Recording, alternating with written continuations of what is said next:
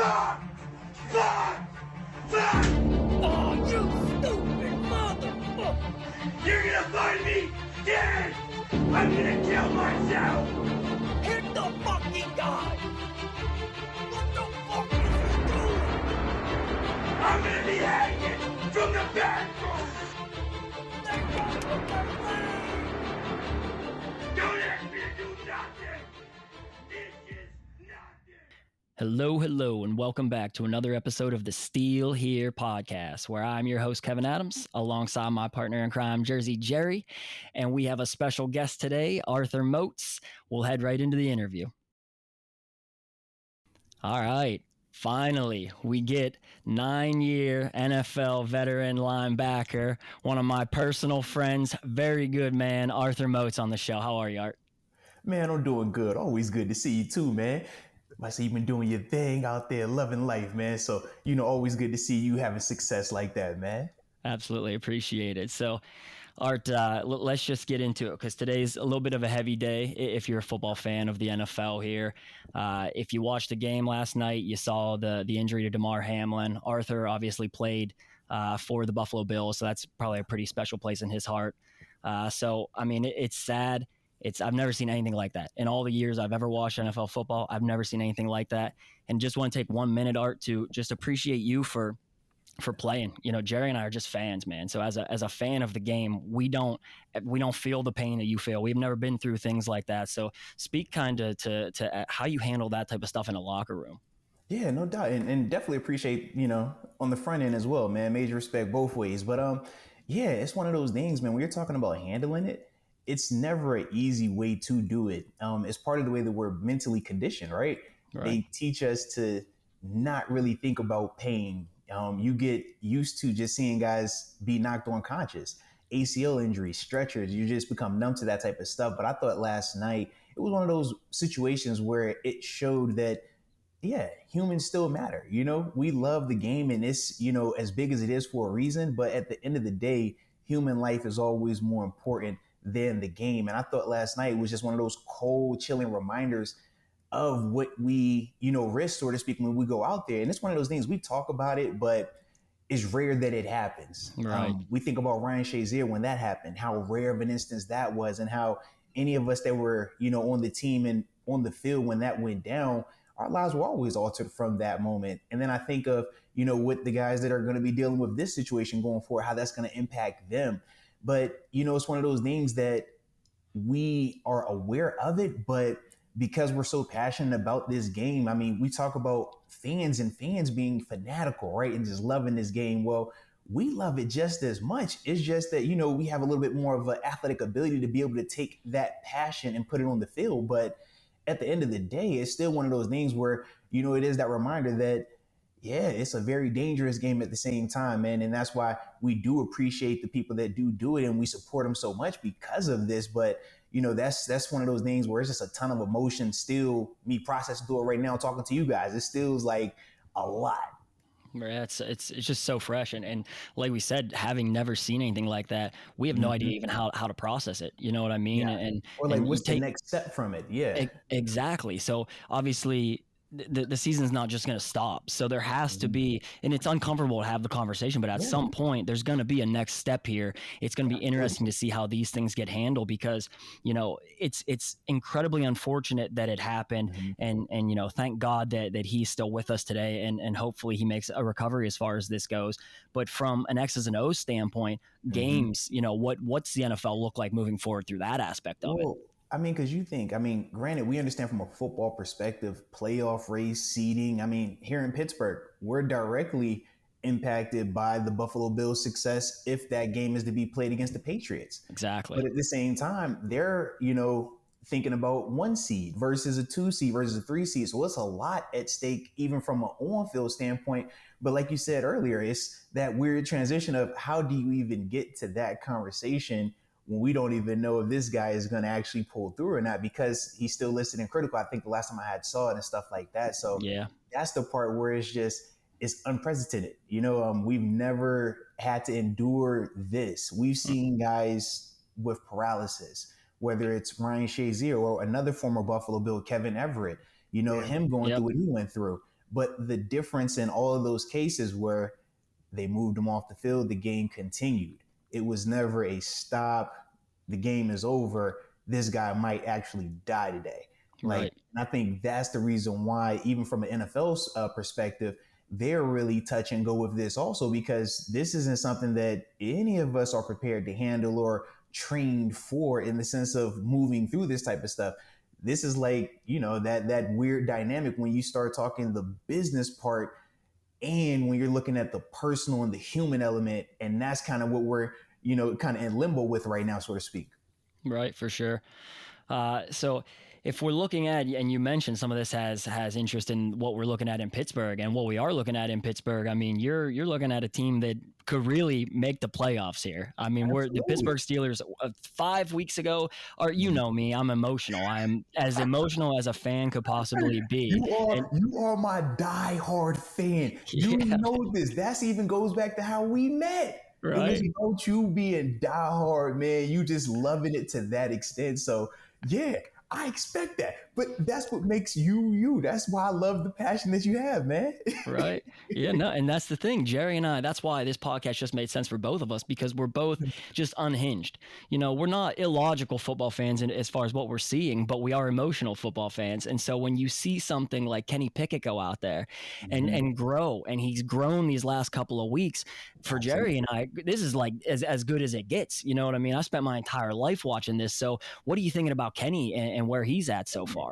Listen, I love it because I think of it in multiple ways. Obviously, my fandom, but also me as an alumni of the team. Right. And being able to watch the journey from Kenny when we had the crazy hype early on, and then the beginning of the season starts and it didn't necessarily live up to the expectations all the way. And we went through another phase where it was like, okay, do y'all really believe? Are we switching? What's the situation here? But then to see them in terms of the organization believe and stick with Kenny through it all.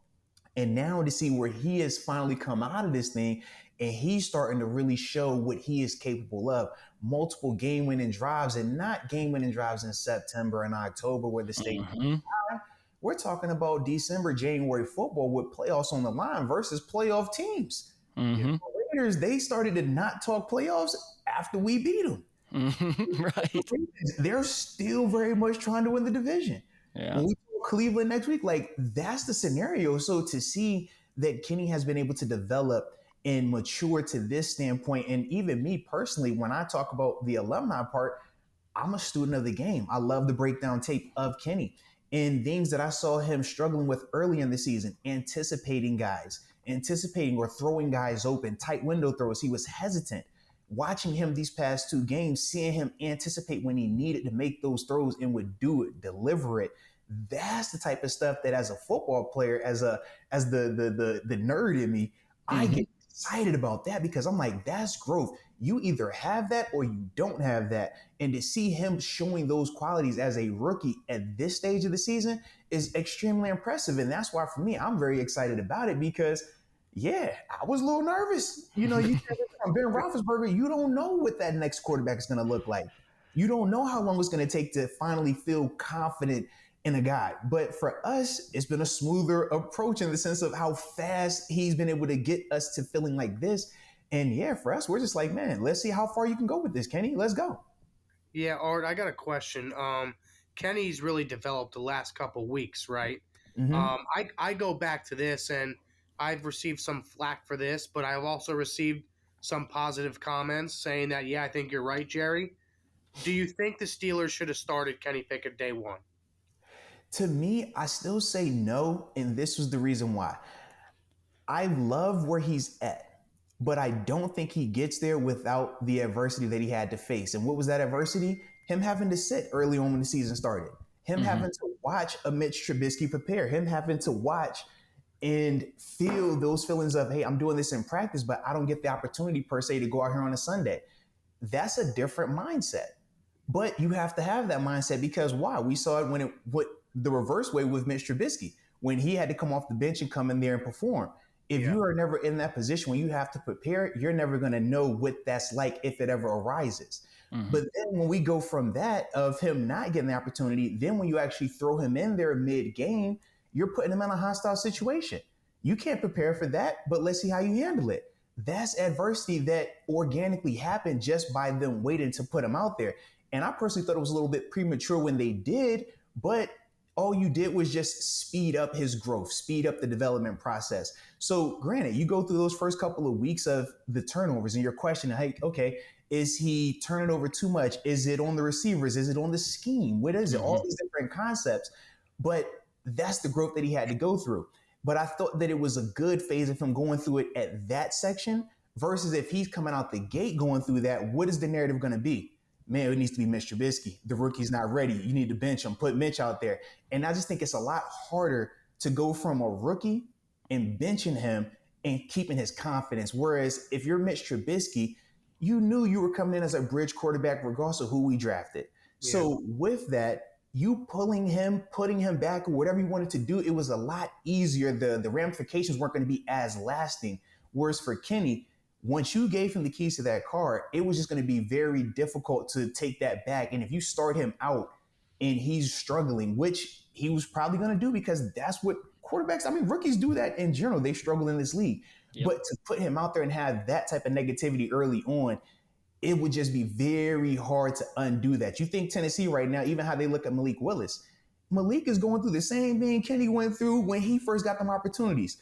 But right now, it's just a different feeling about how they're looking at him because of that. So that's the thing why I say I do feel like we handled it the best way in terms of not putting him out there right away. But they still didn't wait too long because they still put him out there. It was the third game, I think it was, when they finally got that opportunity coming in the second half and stuff. Yeah, and that's probably exactly what I had said earlier in the season. It's always easy for us to at this point say, oh shit, they should have started him from day one. You know, we would have won those early games. And and Jerry and I do that back and forth again because, you know, we're trying to find the reason we should have one more win. And you would think that maybe it could have come out to being one more win. But exactly what you said is why I said from preseason why Mitch had to start day one, because you have to make sure people know there's no going back to Mitch. He proved you keep those grumblings because if Kenny stumbles out of the blocks, which he would have, I mean, he absolutely would have, as any rookie quarterback is going to, you know, unless you're Ben Roethlisberger 2004 type stuff, which is it's just not going to happen.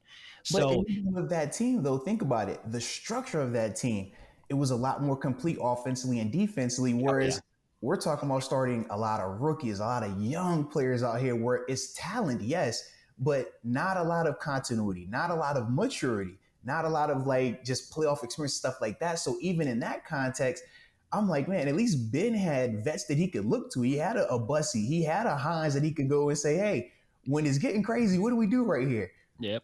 He's looking to Deontay Johnson and at the time Chase Claypool, a year or two running back in Najee. Like, I just think that scenario is very different. So it was going to be very challenging for him, man. Absolutely. Yeah, for sure. And I think the Steelers have finally found the running game, which, you know, any logical Steelers fan at the beginning of the year said if they're going to win games this year, you're going to have to establish a run. They're going to have to lean heavy on the run, limit the quarterback's amount of possessions he actually has to make a play on, and you can win some football games. And it's going to be ugly. It's going to be just like what we saw in that Ravens game. But the thing that Kenny did, and if you're a sports fan of the Steelers, you're seeing Kenny Pickett go into the hostile Baltimore. You have to win that game, Art. You played in that game how many times? It's a dogfight. It's never a fucking track meet where you look incredible scoring 35 points. Very rare that happens. You throw the records out the window. You throw style points out the window. We know that's going to be one of them just no holds bar. We just getting after it. It's going to be a bloody mess, and who's standing at the end of it. That's that rivalry, man. Absolutely. And you got to win that. That's if you're the quarterback of the Steelers, you have to win that type of game. It does not matter. I don't give a shit what the stat line looks like. At the end of the day, you better win that game if you want to carry the franchise for a decade. And Kenny does it. And he stares down the barrel at the end of the game and bangs that play to Najee after, I don't know if you watched the game back, but they ran a very similar play in the red zone the first drive they had it down there. Almost identical. Kenny rolls out, bang. This time he hits Najee in the hands. I mean, I'm excited as hell. If I had reservations early, but he's putting some of that to bed. Well, and then I love the toughness that he shows as well on those drives, because he took shots multiple times on those drives and in particular late in the game. So to see him be able to, number one, not shy away from that contact, to not, start to avoid that element of it. And now you're looking at the rush versus having your eyes downfield. To see that part was impressive. And then just the toughness of it, man, I'll never forget. He took that shot from Cal Hamilton When he got up, I'm like, man, that was a tough one. Let's see how he responds.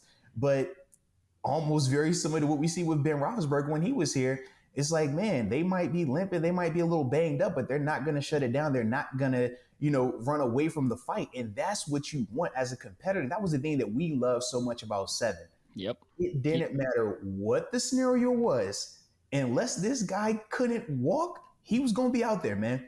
He's a gamer. Talk about Gamers. Man, it didn't matter if he arm not working, leg hurt, ankle, shoulder. It doesn't matter. If he's able to give you anything, he was going to give you that. And that's what you see when you watch Kenny. You talk about the Raiders game. Remember, he gets hurt in that game on the QB sneak, gets up limping, and still stays in there, still in the fight, delivering, throw out the throat. Like I said, it's certain things that when you see a player showing that, you believe it, because not everybody has that. And that's one of those things that if you're seeing it now, you believe that because it's only going to grow and improve with confidence, with experience. This is raw rookie Cheryl still trying to figure it out. Like, imagine once he understands what he's doing, when it starts to slow down for him, that's the part where I'm gonna be even more excited. But right now, yes, this is why we should all, part of Steeler Nation, be excited about this, because this is what you need in a franchise caliber quarterback. You have to have that, and you either do or you don't. And right now, Kenny is showing on multiple occasions that he does have that. For sure. I think one of the things that you had mentioned is you can't teach this shit. Like there are guys that come into the league that have everything on paper. They look like they have a rocket arm. They're fast as hell. You can't bring them down in space, but they're not. But they don't have whatever it is. When we say he has it, I don't know what that means, but you know what that means if you watch football. Yeah. And Kenny has whatever that is. So when you speak about it's exciting because of his development, if he can do this as a rookie, go into these hostile situations, back against the wall, you have to win this fucking game on this drive, and he does it. Imagine 2 years from now, whenever he feels really comfortable doing it, the Steelers are going to be coming, and they're going to be coming much faster on offense because they're so young, like you'd said. Having said that, what holds us back? Do you think Matt Canada deserves a third season? Well, this is my thing. If you were talking before the bye week, I would say absolutely not. Mm-hmm. But post bye week, when I see the growth, when I see the development, the continuity, schematically, we've been seeing guys open. The question had become, do we have a quarterback that could hit these guys? Now we're starting to see that pop up consistently. The issue earlier on was, could we sustain drives? Mm-hmm. Now we do a great job of sustaining drives. Now the issue has become, can we score in the red zone? Right. It's the part where, red zone scoring across the league is going to be difficult. And this is where I look to Canada and I want to see what's the next progression for him. Because initially we saw some of the things that we very much criticized him on, whether it was, for me, the flow of the game, when to call certain calls. That's what he's bad at. In my opinion, that's what he's bad at. Yeah, it's like you got to understand. And this was something that even dating back to when we switched from Dick LeBeau to Keith Butler as defensive coordinator, we would get on him early on until he figured this out. Anybody can have the call sheet, but if you don't have a feel for when to call certain calls, it doesn't matter, Right. And that was one of the things that Coach Butts had to develop and had to get better with. When I look at Matt Canada, I do feel like he's improving in that area, but that's the part for me where I'm still just kind of like on the fence with it. I want him to stay in the sense for the continuity, because a player who was in Buffalo before continuity was there, I know what that did to me. Mm-hmm. 3 defensive coordinators in 4 seasons. You never feel comfortable. You never feel like you know what you're doing. You're always learning something. I come to Pittsburgh. Granted, we switched from LeBeau after my first year, but the defense was still the same defense. We had the same coaching staff, the same verbiage, the continuity. So by the time you got to year 2, year 3, year 4 in this defense, man, you know it at a master level. You know every in and out, all of the strengths and weaknesses. So you're playing so much faster and you're a better player. So that part of me is like, man, we're seeing the growth. We see improvement. Keep Canada, because with Kenny, he's growing perfectly and they're growing together. The other side of me is like, man, I'm tired of waiting. Let's go ahead and get a more proven guy and just bring it in here. And that's that dilemma, because yes, with another talented coach, it could definitely work. But then you also have to run the risk of, is it a fit? Can this coordinator get the most out of Kenny? Or does this coordinator look at Kenny differently than how we look at Kenny? And now we're dealing with that. So that's been my biggest dilemma with Matt Canada in terms of, do you want him back or do I not want him back? Right. Because it's literally like that type of vibe with it, you know? So that's the politically correct answer.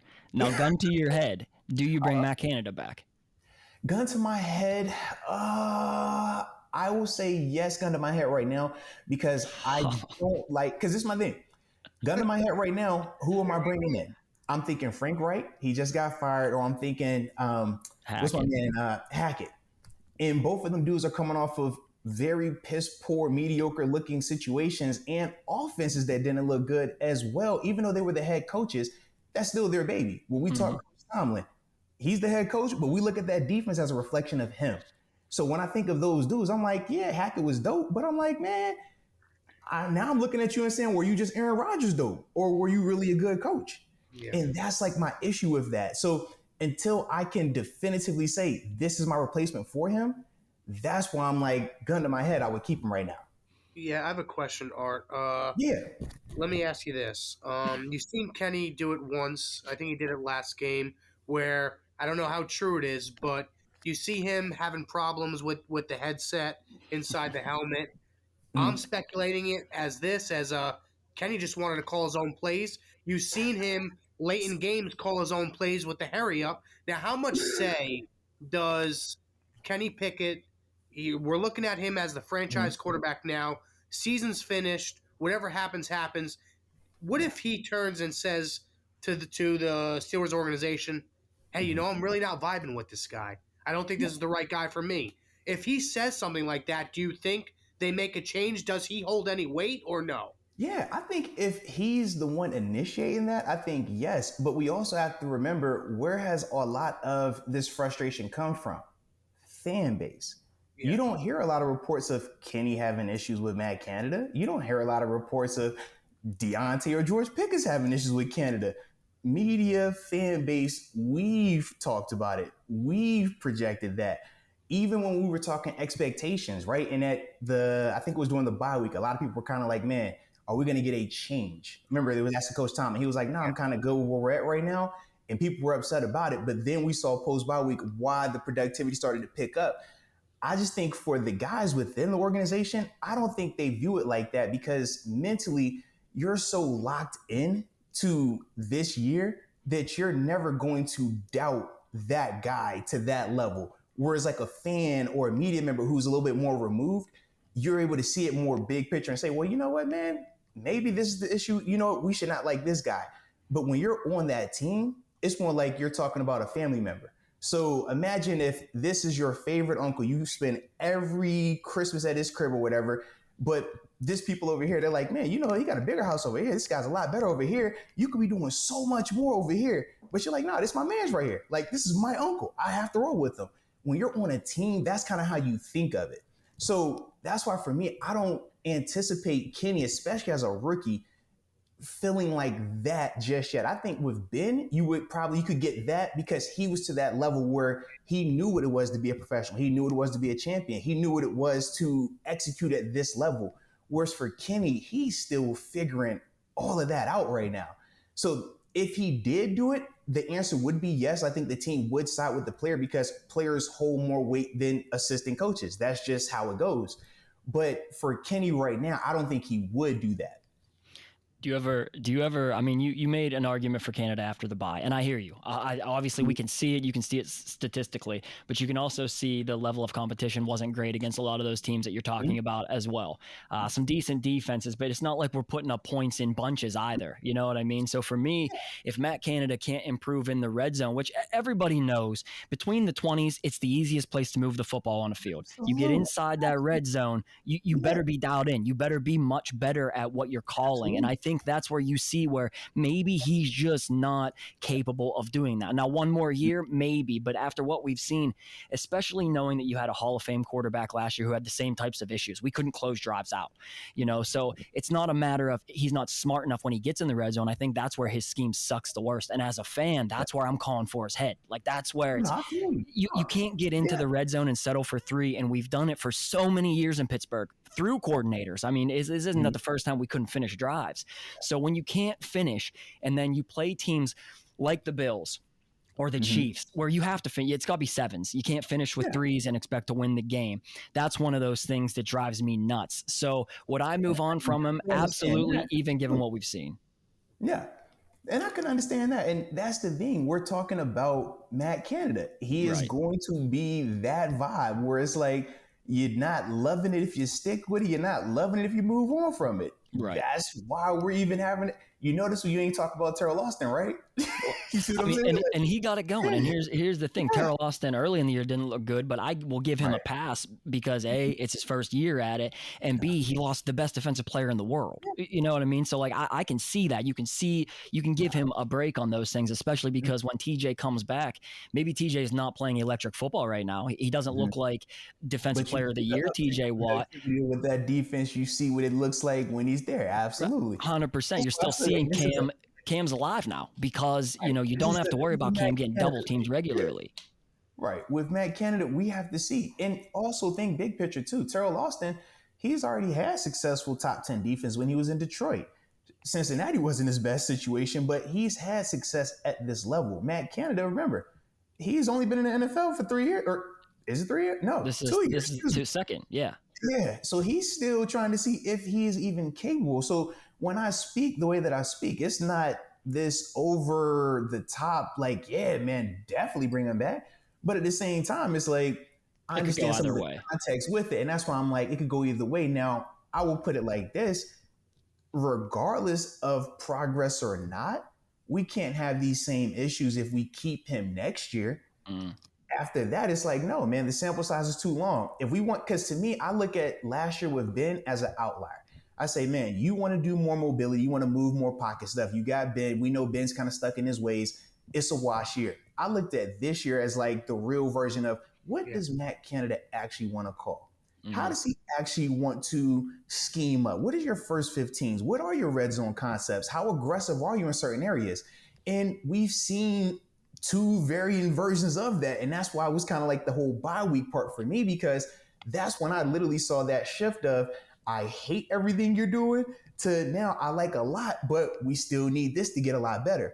So that's why I'm kind of stuck with it. And that's why I answered the way that I did. But yeah, he's still trying to show if he's even capable of doing this, because he very well could not be. He's not the first coach to come, from college and fail at the NFL level. It happens a lot. Yeah, he ain't the first, he won't be the last one. But for me, it's just that concept of right now, if I'm looking at it as this year is his real year, his real chance to show what he's doing, I'm kind of stuck with it. I'm kind of like, I like some of it and I don't like some of it. And that's why I said what I said with it. So yeah. You got anything you want to ask, Jared? Because if not, I got one more after this. I wanted to, getting back to Kenny, what do you think his ceiling is? Like, do you think this is a kid who can develop into a guy who wins a Super Bowl? In terms of winning a Super Bowl, yeah, because you got to think, you don't necessarily have to be a Hall of Fame quarterback to win a Super Bowl. I think you have to be a really good quarterback. But who's really good in this league? You talk about a Jimmy Garoppolo. That's a really good quarterback. We don't look at Jimmy G and say he's a first ballot Hall of Famer or Hall of Famer in any way, shape, or form. But you put him with that Niners team, he was a throwaway from winning that Super Bowl. Yep. You look at him with that Niners team, and they win a lot with him because he's really good at what he does. He protects the ball, he makes the throws he needs to make, and he plays within himself. To me, I think that Kenny can be a really good quarterback. I don't know if he's a Hall of Fame guy just yet, but this is year one. He hasn't even played a full 17 just yet. But for me to, in full context also, I'm very slow to believe in rookies because of as a player, my personal experiences, I've seen so many first round draft picks be bust. Yep. Whether it's my time, Buffalo, Pittsburgh, Arizona. I had a top 10 quarterback in Arizona, along with the number 3 overall pick in Arizona in terms of Sam Bradford and Josh Rosen. So I've seen a lot of those guys. I've had an EJ Manuel. So for me, it's like, I need to see you really do it and do it for a long time before I really believe you, because I've seen flashes and it's easy to flash, but it's like, man, can you do this on a long-term scale? And that's the part for me where I'm really hesitant to put this guy can be elite. I'm hesitant to do that. So that's why I say I think he's really good. I think he can be really good just based on what I've seen thus far, but I need to see more of it and have it expanded for me to feel like he can be one of those top 5 type caliber guys like we're used to having. Like when we talk Ben Roethlisberger, we normalize him. Mm-hmm. He's not normal. That's an outlier. I played in this league 9 years. It's only one time I've had a quarterback like that, and that was here, man. He is a rarity. But we love Kenny because we love 7, and we want to put Kenny on 7. But it's like, man, that wasn't normal. We had that for so long that it became normal. I hope Kenny could grow to that, but I would be reckless to just say, from my perspective, I would be reckless to say that Kenny has those type of traits right now, because that's different, man. That's, like I said, we're talking Hall of Fame. Like, that's the elite of the elite of the elite. Yeah, I think you nailed it. It's, and I've talked to Jerry about this. Do I think Kenny can be a top 5 quarterback in the NFL? I would love to see it. I would fucking cut my nuts off with a spoon to see that. I mean, that's not. We all want that. When I talk to my son, I'm like, yes, dude, he's going to be the next one. Like, yeah, because we all want that. Right. More likely 5 to 10 range, and then that's totally good enough to win a Super Bowl. I mean, your Nick Foles was not even in the 5 to 10 range and won a Super Bowl. Exactly, man. So, like, I think Kenny and what he's flashed and what he's shown us in his rookie season, with all these issues we have with the offensive coordinator, with not a very good scheme or a well mixed offense, young, to be able to do these things now, for me, is the brightest spot, and why I believe that he can fall in that 5 to 10 range. He's accurate and he's smart. He's a cerebral football player. And to me, that's how you win on Sundays is with your brain. Arm talent doesn't mean shit if you don't know where to put the ball. And Kenny knows where to put the balls. So that's why I'm really hype on that. But what I want to ask you. And I was going to say, the other thing to just add on to that I really enjoy is he plays the game at a calm pace. You watch some players and it's like they're playing too fast for their own self and they're out of control or they're trying to press and rush. With Kenny, he's always just at his own speed, which is very impressive to see as a rookie, because most rookies, that's not the case. Most rookies, you're out that thing like you're watching the interstate, like, yo, it's so fast, like I gotta keep up. But for him to have that calm, like, I'm not rushed right now, I have this under control, that's also very impressive. I don't think it gets talked about enough because as a guy that understands in those critical moments, your heart is doing everything but going slow. So to be able to be like that as a rookie, that's also really, really impressive in terms of how ahead of the game he is just mentally to be able to do that. Yeah, you even see some of the players. I mean, when they do around the locker room, back-to-back games, the players talk about how he was so calm, cool, and collected. He just shows that poise out there to where nothing fazed him. He was just so calm. He got in the huddle, and it's like, he told them specifically, like, hey, we're just going to go win this game. That's just what it is. Absolutely. And you got to rally around a guy like that. I love to see it. No, absolutely. And like you said, for it to be a rookie doing that, I got accustomed to that because we had 7. Yep. So when 7 would look you in your eye and say, bro, we about to go win, you're like, bro, you ain't got to tell me. Like, let's do this. But to see this young guy doing that and actually going out and backing it up as well, very impressive, man. Do we sneak in? Just another gun to your head. Do they sneak in? It's going to come down to that Jets game. I think we all believe that. So this is my whole issue. I would have said yes 1,000%. I don't think it comes to the Jets game. I'm worried about the Bills now. This is what I'd feared. This is what I'd feared, is that mentally now they're rattled. Yes, that's my biggest fear.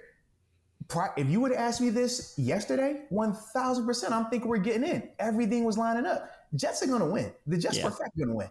The Bills, if we would have saw what happened last night, they had everything they were still be playing for and mentally be locked in. Right now, I'm even conflicted as an alumni, as a former Bill, as a former Steeler, former Cardinal, just a football player. I'm just like, in my mind, how would I even go through that process to put the helmet back on to go back out there right now? Because I remember with Shazier, when it happened, the difference for us was we didn't get a chance to sit and just think about it. When we set for that 5 to 10 until they got them off the field, but they didn't give us time to just sit here and let us think about the reality of it. We had to go play. It was the first quarter. We had to go play. And then every time we go see them at the hospital, man, we breaking down and would hurt our hearts. We would have to go to practice. So you wouldn't get a chance to really just let it like fester. Marinate. Now They're just sitting there and it's touch and go. Hey, he's an ICU. He's critical. So for me, I'm just like, how do those guys go from this, and it's Tuesday now, and you're supposed to be preparing for this team on Wednesday, Thursday, Friday, and then play. That's the part where I'm just like, I don't know how those dudes are going to do that and do it on a level where they're going to beat a team that's also trying to get into the postseason, because the Patriots got to win to get in. You just got to hope this is one of those where they rally around it. Like, you come out, we're going to bust you in the fucking mouth for DeMar Hamlin. That was the approach that we took with Shea. Right. We were like, you know what? We got to go out here. We putting heads on platters. Like, we going to send a message and we going to pull up them 50 shirts every single time. Like, that's what we want. So we'll see how they respond from that. But that's the only thing that gives me reserve. Because I'm like, man, we're going to beat Cleveland. I'm confident in that. And the Jets are going to win. I'm confident in that. But I just don't know what the Bills are going to show up and how that dynamic is going to be right now, man. Say we sneak in. All right, so we'll leave with this. Say we sneak in, Jared. I got a hilarious story for you. So if we get in and we're the 7 seed and the 2 seed ends up being the Bills, all right. So so listen to this. We're running it back. Yeah. So a couple years ago, Jared, it was week 1. I hit Moats. Obviously, he plays for the Bills, and we're starting the season in Buffalo. And I text him. I'm like, can you get us tickets? And he's like, yeah, I got you. So he gets a couple of tickets for me, and we get there, and they take us in, and we're in the box. Okay, we're in the box in Buffalo. I mean, the Steelers had no business winning this game. I don't know if you remember. The Bills are heavy favorites, and we go in and we whoop the shit out of them. Yeah. And there's a specific play where Cam Sutton blows up a play to the outside. I mean, he runs it down. And to me, when I see a cornerback make an open field tackle, for a loss, it's one of the most beautiful things, because cornerbacks don't get a lot of love for being good tacklers. So he does it. And at this point in the game, Steelers are roaring. We are the only couple of Steeler fans in this entire box, probably 100 people. Everybody in blue red outside of us. Yeah. And I can't help it. I fucking stand up. I'm screaming. You ever see that Cleveland Indians movie, the baseball movie, where the Asian guy is showing his nuts? Like, I do that. I stand up and I fucking do that. I'm like, let your nuts hang, Sutton. And I mean, I'm fucking loud. There's one level I got when that's happening, and that's the level that I go to. And these old guys behind us are not happy. I mean, they're pretty fucking pissed. Like, sit the fuck down. They're going at it. Don't you minimize it. They were getting on Kevin and not me, but mainly Kevin the whole game, because he got black and gold, but he was on his best behavior, just vibing out. And they was getting on him the whole time up until this moment. All right, now you got it. So, I mean, I fucking let them have it. And then you have TJ, where he comes behind and strip sacks Josh Allen. I mean, I let them hear it. They stopped. I mean, there was nothing else after that, not another word. But I look at Art and I'm like, I feel so bad. Like, I'm sorry. I know you play for the Bills. I know what you represent. I can't fucking help it, man. I'm like, so I understand if we never do this again. I loved it. And remember, we were both laughing in that moment because there was nothing wrong. It was just so funny because the guy was chirping you the whole day. It was just bad. Like, yo, it's still is this, still is that, you this, you that. For that moment, man, it was beautiful though to finally have that, like, yeah, now what, man? Sit the fuck down. Like, sit down. It was a great day. But no, we appreciate you coming on, Art, for real. It means the world to us that you stopped by. If we do run it back and make it to Buffalo, maybe we'll see how things go round 2. No, absolutely, man. We'll do outside seats that time so that we can just fully entrench ourselves in. Yeah, because they're a little too buttoned up in the suite. It's a little too buttoned up in there. Yeah, I'm not built for the suites. That is not for the style of fan that I am, man. We appreciate you. We'll have to have you on again, Art. Hopefully we make it, and we'll see how things go from there. Thanks, absolutely, Art. Man. All love. Appreciate both of y'all, man. And keep doing y'all thing too, man. Thank you. That was a good one. Art's a good guy. We've shared a lot of good times together. He's insightful. I think he talks about football for the layman, like the average dude like you and I can understand what he's talking about. Oh, yeah, he's great. Jer, we're on the cusp of the playoffs here. I mean, we're on the fucking cusp. We thought we were dead. We didn't want to come back. We're not coming back to life, but we are on the cusp of this thing, man. So we covered a lot of that episode already. We're a little bit tight on time, so we're going to jump into Who was your all-heart player? Because you could give it to a lot of guys because that was a heartful win that we had there Sunday night.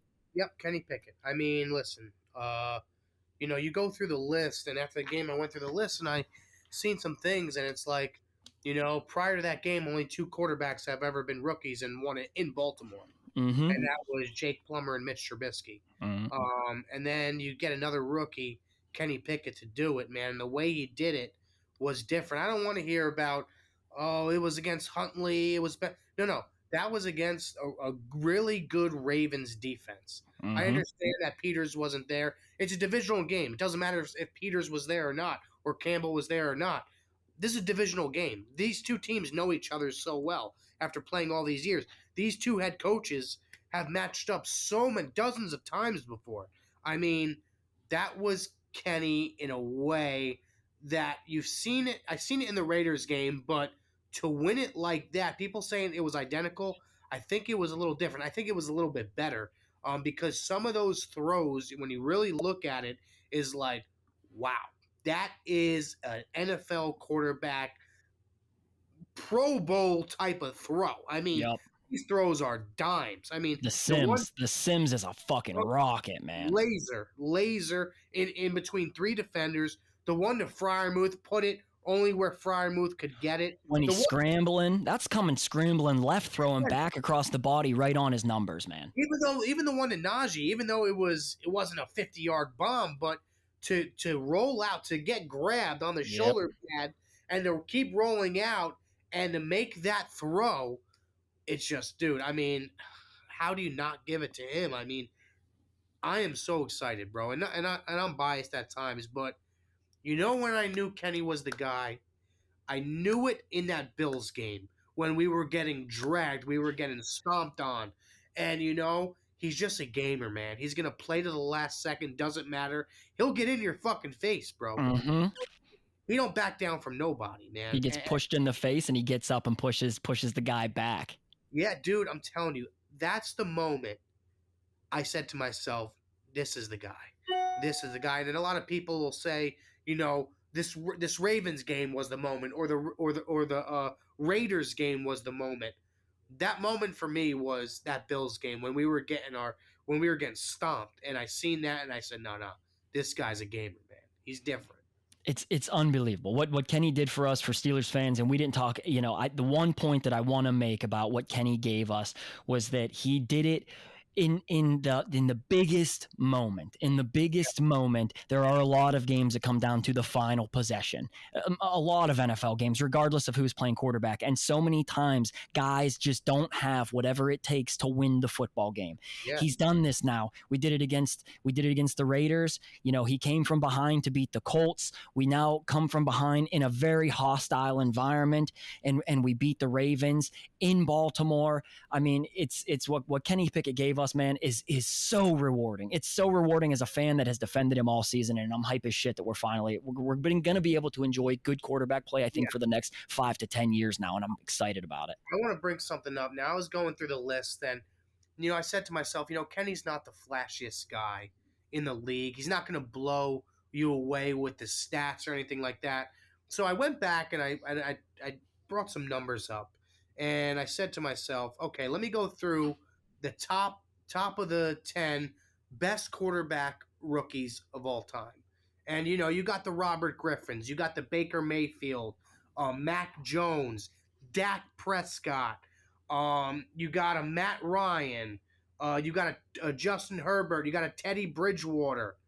What do these guys all have in common? These rookies that come in the league in their first year, they blow it away.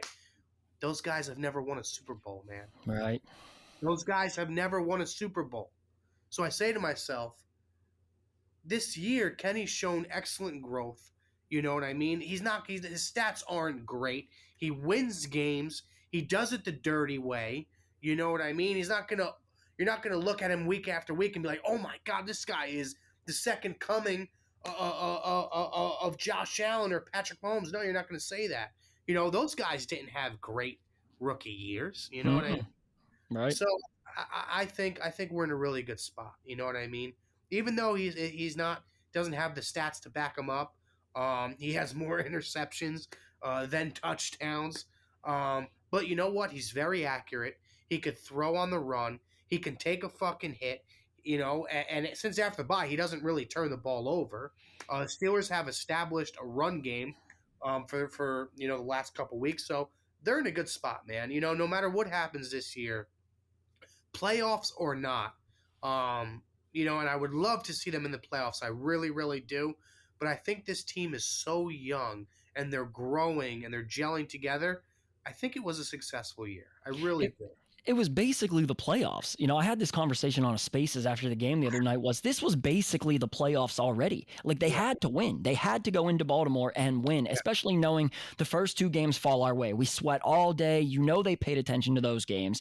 We come out there and we win the game then. Like, that is a must win, and they won it against a team we're going to have to play twice a year for forever. So that's why, to me, that win carried, twice as much weight given the circumstances. If they make the playoffs, it's icing to me. It's icing. And I really, really fucking want them to make the playoffs. Don't get me wrong. It would mean the world to me to make the playoffs this year, given a 2-6 start.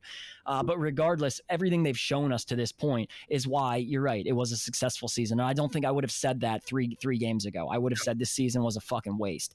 But we're coming around. We're coming around big time. And you're starting to see some other guys that we didn't know would be good players for us turn into some good players. And that's why my all-heart player is Mark Robinson.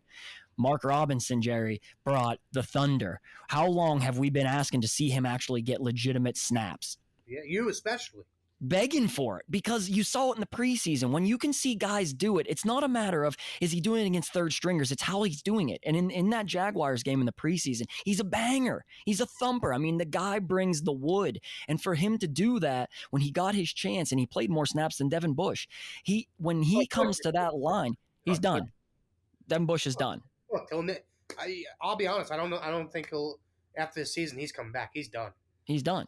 And the writing's on the wall. When you're playing Mark Robinson and playing significantly more snaps, you know that how they feel about Devin Bush. So to see him go in there and Mark Robinson throw his hat into the pile and just explode plays. Like, there's one in particular to the left side on the first drive where the wide receiver comes out or someone comes out to try and block. He was running through the guy. Like, that guy wasn't there. He wasn't going to try and lock up to him like our linebackers do and then shrug him off one side or the other and make the play. He said, look, motherfucker, I'm running right through you. And he destroyed the play, and he did it so many times on Sunday night that I'm like, that's the fucking guy. That is our guy. That's who I want to see playing linebacker moving forward. So he's my all-heart player because that's what I've designed that role to look like in my mind as far as an all-heart player is. It's the guy who does the dirty work to get us a win, and he did the dirty work to help us get us a win. Oh yeah, and I think you're starting to see the Steelers, and I know it's late in the year, but they're turning into a much more physical team. Oh, yeah. Especially on the offensive side of the ball, where they just come into these games and say, we're going to run the ball down your fucking throat. We're going to run it 3 straight times. Let's see if you could stop it. Or we don't care. We're going to run the ball on 3rd and 4. We're going to run the ball on 3rd and 6. We don't give a fuck. Try to stop us. And they've been doing a really good job, man. And, it's not my all-heart player, but if I can give an award, I would. I mean, that offensive line, man, they are holding their own, and not only holding their own, they're dominating, man. They really are. That's the best game we've seen. Yeah, man. I mean, they are blowing people off the line. I mean, by the time Najee gets the ball, they're already 3 yards ahead of him. We had push off the line I have not seen us have since the DeCastro, Pouncey in their prime eras, where you're seeing Najee, like you're saying, and Jalen Warren, they're getting 2-3 yards before they're even getting touched now. They're blowing up the heart of the number 2 run defense or the number 3 run defense in the Ravens. We didn't just run down the throats 198 rushing yards of a scrub-ass team. We did it against a team that knows us well, that stops the run really well. So, to see what Najee went off for 22 for 111 and then 2 for 12 in the touchdown reception. You had Jalen Warren go 12 for 76, 3 catches, 22 yards. The line is coming along, and that's why people are like, oh, Kenny's stat line wasn't great.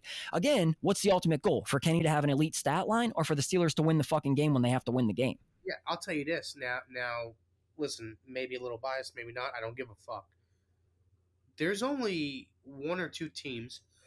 I'm sorry, Kev. I'm struggling right now. There's only 1 or 2 teams in the AFC that can beat you the way the Steelers have been playing, man. Mm-hmm. There's not, you look at the Herberts, you look at the Mahomes, you look at the Burrows, you look at the Allens. They don't beat you in ways the Steelers beat you. They wear you down, bro. They Mm-hmm. make you dirty. They're getting physical. They run the fucking ball down your throat. And I'll tell you what, I wouldn't want to see the Steelers in the playoffs. And people say, "Oh, you're crazy. Their defense sucks." It's different, man. They're just different. If they can wear teams out, if they can stick to the game plan and run the ball like they have been doing for 6 straight weeks, that takes a toll on your defense, man. That wears down your defense and it opens it up for play action, which I would love to see them do more of. One time on Sunday. That's what I want to say is that's unacceptable when you run the ball 40 sometimes. Yeah, you got to mix in play action. It's not, you can't, teams don't fall for the guy on the side of you, Najee Harris to the right, and just do a quick little and then go back. No, get under the gun, act like you're going to run like you've been doing all game, and hit George Pickens on a deep route. Hit Deontay Johnson on a deep route. Pat Freiermuth 15, 20 yards down the field. That's what they should be doing. That's what Canada should be doing. And I know Art, former player, great to have him on, and he mentioned it. Like, he would probably bring Canada back.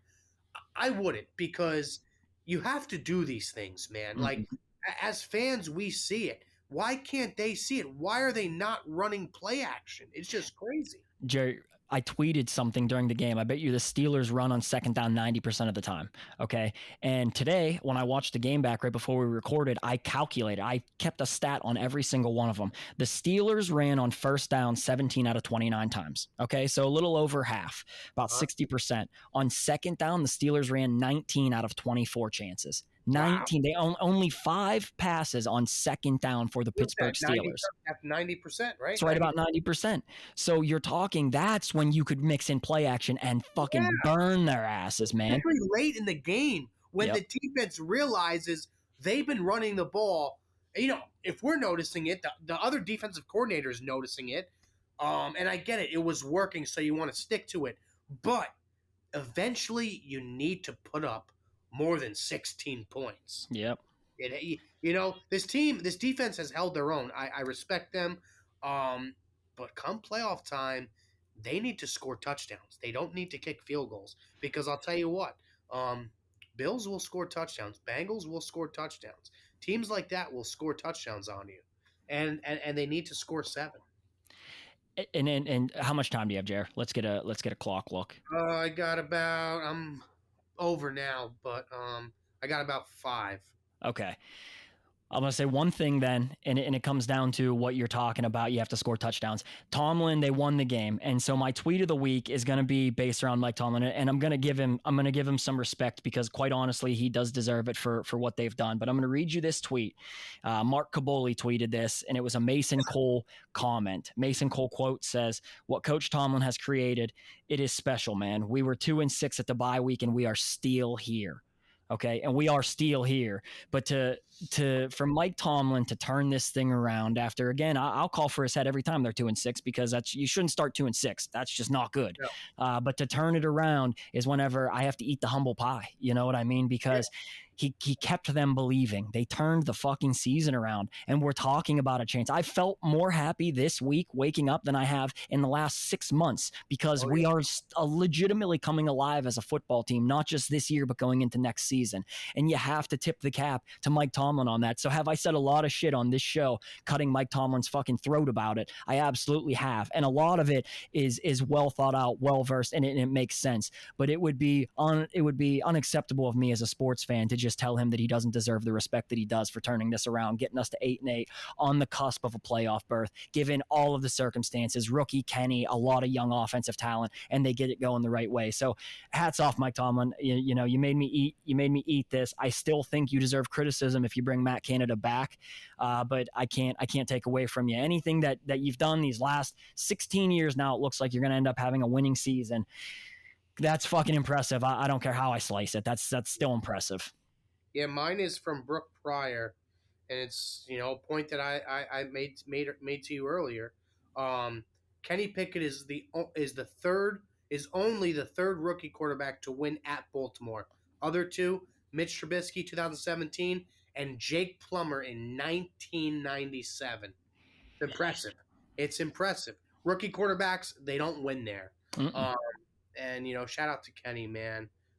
He's a dog, bro. And I'm so excited. And I'm not looking to next year yet, but I'm very excited, man. And I think what you're going to see next year is a line that gelled together.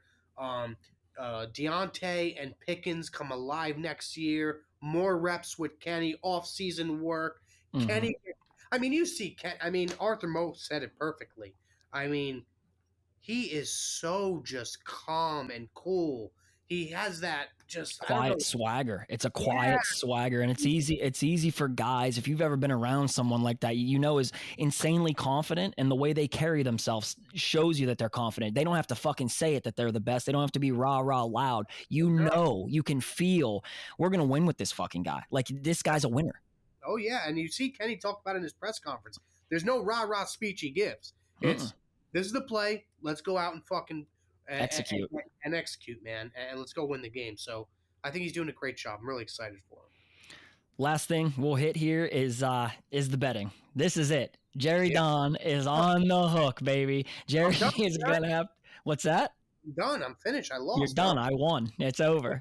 It's over. It's over. Jerry owes us front row seats next year for a road game. I hit my bet. Jerry didn't hit his bet. So as the season standings ended up so far, we'll bet on the last week just for fun here. But as it ended, I was 8-7. Jerry took the under. I believe now he is like 5-11 or 5-10, somewhere around there. It was a bad season for Jerry betting this year. 5-10. Listen, my bet of the week is very simple. Kenny over a half a touchdown. Is that what the line is right now? Half a touchdown? Yep, half a touchdown. That's what it's been the last 5 weeks. Wow, I'm taking Steelers money line. I think we're gonna fucking get in there. I think the Buffalo Bills play for Damar Hamlin on Sunday. I think they throttle the Patriots. I think that the Patriots are gonna be on the bad end of a statement game. I think that the Jets and Mike White can get it going enough. You saw the Dolphins with their third string quarterback. Now, does Teddy play? Maybe. They're saying that he has some swelling. It's gonna depend on that, so he could play. But I genuinely believe you're gonna get to see the Pittsburgh Steelers make the playoffs. Jerry's not going to make it this week. He's not going to be able to make it. So yeah, I'll say this. I work for a company that wants you to stream the football games. So I got a text after the game, and it said, "Don't even think about going to Pittsburgh this week." So I'm a company man. I got to say yes. I didn't think it would be this way, so I apologize. But I don't know what's going to happen. Maybe I'll make them pay, but smashing a few TVs. I'm not sure. They're going to have to pay regardless. That's just what it is. There's going to be tax added to this, whether that's Big Cat coming out of his pocket to give me a couple grand for staying back. I don't know, but somebody's getting taxed. This is one of those things where we need to get so good at making the content that it's worthy of Jerry coming to Pittsburgh. Yeah. Because this is a game. It breaks my heart that Jerry can't be here for this. With this is it. This is the life on the line here. And if we make the playoffs, it's gonna be an electric factory at Acrisure Stadium on Sunday at 4:30 if the Steelers make the playoffs. Yeah, because everybody's playing at 1, right? 1 o'clock. So I'm taking my iPad into the game. I'm going to stream the other games on my iPad while the Steelers game's going on. Yeah. This is it, guys. This is this is our 20th episode. This is the 17th for the regular season. This is what we've waited for. This is everything we could have dreamt about at the start of the season. The Pittsburgh Steelers are 1 win and a couple of breaks from being in the postseason for the 2022 season. I'm fucking ecstatic. It has been a blast of a season. I really cannot wait to go to the playoffs if we make it. I appreciate you guys. We appreciate you rocking with us this entire season so far. If we make it outside of this, we're still going to record a couple of episodes after this, just some season recap stuff. If this is the end, we'll see you on the other side here. If we're going to continue to play on, we appreciate you guys rocking with us. Like, comment, subscribe, share it wherever you find it. We love the shit out of you guys. It's been a hell of a season. Thank you for rocking with us. All right, guys. I'll see you later. Later, Jer. We're here. We're still here. We are still here.